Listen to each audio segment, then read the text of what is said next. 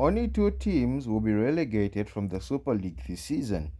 This comes after the FAS Council voted to expand the number of teams in Super League from 18 to 20 at the ongoing AGM in Dola.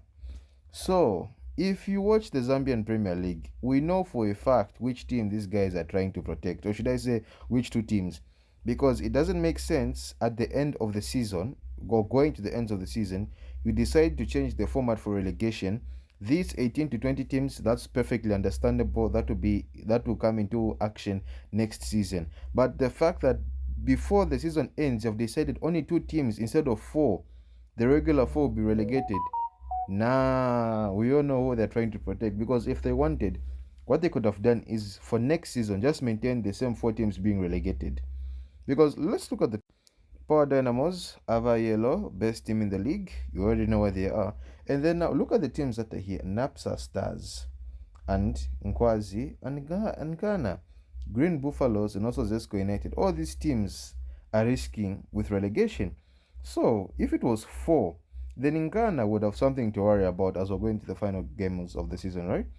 But they have decided to protect Nkana and their fans. This is how the Nkana fans have reacted after finding out they cannot be relegated, because only 2 teams, mind you, will be relegated. So this decision, we all know which club is protecting. To be honest, I wish this decision can be challenged, not because you want to see Nkana relegated, but it doesn't make sense. At the end of the season, you decide to change the format of relegation.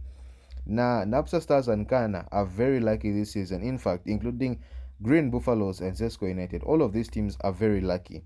But otherwise, we'll just leave it be for now. Tomorrow is the Absa Cup final. Levi Mwanawasa Stadium in Dola. Power Dynamos versus Red Arrows. These are the league leaders versus the caretakers. They took care of. They're just taking care, and then now they're second, as they rightfully should be. They should probably even be lower, near Zesco United.